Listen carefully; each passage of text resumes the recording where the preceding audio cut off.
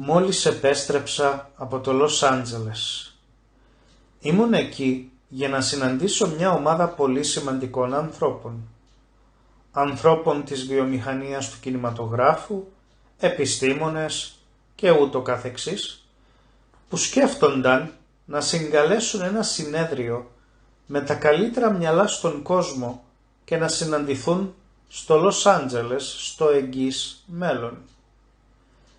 Θα είναι ένα είδος πλανητικής διάσκεψης συναγερμού. Θέλουν επιστήμονες, πολιτικούς, θρησκευτικούς ηγέτες να γίνει κάτι για να εντυπωσιάσει τον κόσμο μέσω όλων των μέσων μαζικής ενημέρωσης. Να δηλώσει ότι βρισκόμαστε σε πολύ σοβαρό κίνδυνο αν καταστρέψουμε την βιόσφαιρα, δηλαδή ολόκληρο το κέλυφος των ζωντανών πλασμάτων που καλύπτει αυτόν τον πλανήτη μέσω της ρύπανσης, του πληθυσμού, των πυρηνικών εκρήξεων, τη δηλητηρίαση του φαγητού και τη μεγάλη έλλειψη τροφής. Συναντηθήκαμε για να συζητήσουμε το πρόβλημα της διοργάνωσης αυτής της διάσκεψης. Έχουμε μαζευτεί όλοι αυτοί οι λαμπροί άνθρωποι και ξαφνικά συνειδητοποιούμε ότι πραγματικά δεν ξέραμε τι πρέπει να πούμε. Θέλω να πω, μπορείτε να φωνάξετε και να δημιουργήσετε μια κατάσταση πανικού, αλλά αυτό δεν θα οδηγήσει σε κάτι καλό. Δεν ξέραμε τι έπρεπε να πούμε γιατί ουσιαστικά δεν ξέρουμε τι να κάνουμε. Μερικά πράγματα που μπορούμε να κάνουμε, όπως για παράδειγμα η αύξηση της προσφοράς τροφίμων με καλλιέργειες υψηλής απόδοσης, μπορεί να είναι οικολογικά λάθη. Και έτσι, η άποψη σχεδόν όλων στη συνάντηση ήταν ότι με τον ένα ή τον άλλο τρόπο η ανθρώπινη φυλή πρέπει να μάθει πώς να αφήνει τη γη στην ησυχία της και να αφήσει αυτό που ονομάζεται φυσική ομοιόσταση, που είναι η αυτοεξισορροπητική διαδικασία της φύσης, να φροντίσει για το χάος. Τώρα, πώς θα το κάνουμε αυτό? Το πρόβλημά μας είναι ότι δεν ξέρουμε πώς να σταματήσουμε. Έχουμε ξεκινήσει κάτι. Βλέπουμε ότι πηγαίνει προς τη λάθος κατεύθυνση και νομίζω ότι η δυσκολία είναι, για να δανειστώ ένα παλιό κινέζικο ρητό, όταν ο λάθος άνθρωπος χρησιμοποιεί τα σωστά μέσα λειτουργούν με τον λάθος τρόπο. Με άλλα λόγια, υπάρχει κάποιο πρόβλημα στον τρόπο που σκεφτόμαστε και όσο αυτό συνεχίζεται, όλα όσα θα κάνουμε θα είναι ένα χάος. Ποιο είναι λοιπόν το λάθος?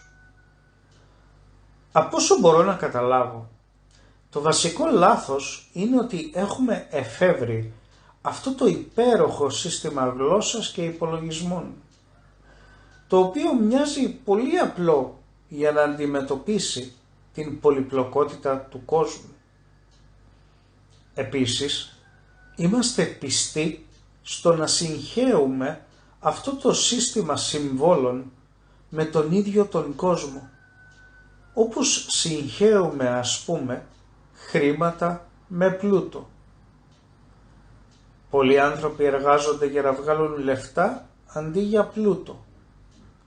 Όταν βγάλουν χρήματα δεν ξέρουν τι να κάνουν με αυτά και έτσι με τον ίδιο τρόπο συγχέουμε την ευτυχία με την κοινωνική θέση και συγχέουμε τους εαυτούς μας ως ζωντανούς οργανισμούς που είναι ένα με όλο αυτό το σύμπαν, με κάτι που ονομάζουμε προσωπικότητά μας.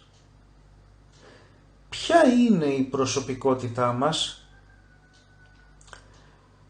Η προσωπικότητά μας είναι αυτό που ονομάζουμε εικόνα μας. Η εικόνα του εαυτού μας, αλλά και η σκέψη μας για τον εαυτό μας ή η ιδέα μας για τον εαυτό μας. Είναι το πρόσωπο, σε παρένθεση άτομο. Με άλλα λόγια, αυτό που οι άνθρωποι βλέπουν και κατανοούν και αυτό που κατανοώ εγώ ως τι είναι ο Alan Watts είναι ένας μεγάλος ρόλος που δεν είναι πραγματικά εγώ. Γιατί στην εικόνα του Alan Watts δεν υπάρχουν όλες οι ασυνείδητες επεξεργασίες μου, τόσο ψυχολογικές όσο και σωματικές. Η κατασκευή του εγκεφάλου μου δεν είναι περιορισμένη στην έννοια Alan Watts και η έννοια Alan Watts δεν περιέχει τις αχώριστες σχέσεις που έχω με το υπόλοιπο σύμπαν και ως εκ τούτου η έννοια αυτή είναι μία απάτη. Και όταν η έννοια αυτή περνιέται για αυτό που πραγματικά είμαι, δημιουργείται σύγχυση.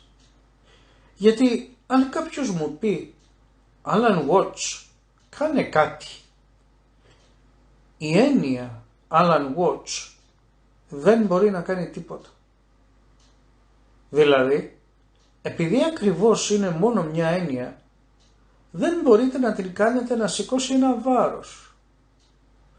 Ακριβώς όπως ο αριθμός 3 είναι μια έννοια.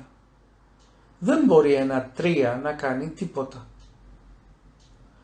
Με τον ίδιο τρόπο δεν μπορείτε να τυλίξετε δέματα με τον Ισημερινό. Είναι μια χρήσιμη, φανταστική γραμμή, αλλά δεν μπορεί να κάνει τίποτα.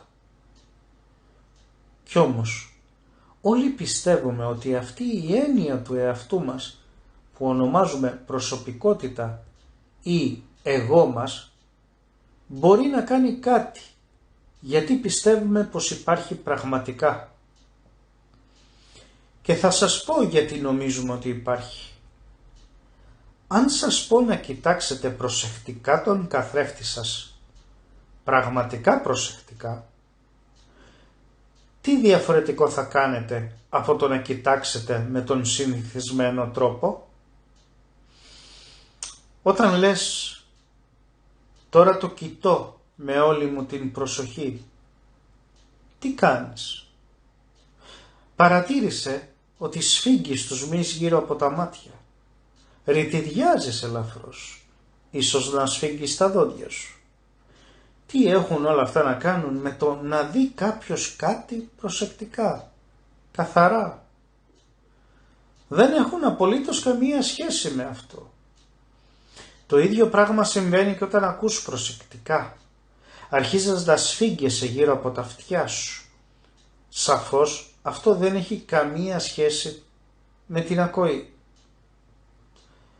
Από τότε που ήμασταν μικρά παιδιά, όταν οι δάσκαλοι στην τάξη μας φώναζαν «Δώστε προσοχή, συγκεντρωθείτε», σφιγγόμαστε με διάφορους τρόπους, είτε για να δούμε, είτε για να ακούσουμε πιο προσεκτικά. Να συγκεντρωθούμε για να κάνουμε κάτι που υποτίθεται είναι δύσκολο να γίνει. Και αυτό αποτελεί μια συνήθη ένταση σε όλο το σώμα, που είναι παρούσα σχεδόν κάθε στιγμή. Και αυτό το αίσθημα περί της έντασης είναι η υλικοποιημένη εντύπωση πάνω στην οποία στερεώνουμε αυτήν την έννοια του εγώ. Το κρεμάμε σε αυτό το συναίσθημα. Η έννοια του εγώ δεν είμαστε εμείς. Το αίσθημα της έντασης είναι εντελώς πλαστό. Δεν έχει καμιά σχέση με το πόσο επιτυχημένα βλέπει κανείς ή ακούει ή ενεργεί. Έτσι έχουμε το πάντρεμα μιας ψευδαίσθησης με ένα σφάλμα. Και αυτό το ονομάζουμε εαυτό μας. Δεν παραξενεύουμε που αισθανόμαστε αποκομμένοι από τα πάντα, αλωτριωμένοι, φοβισμένοι από την ζωή και τον θάνατο.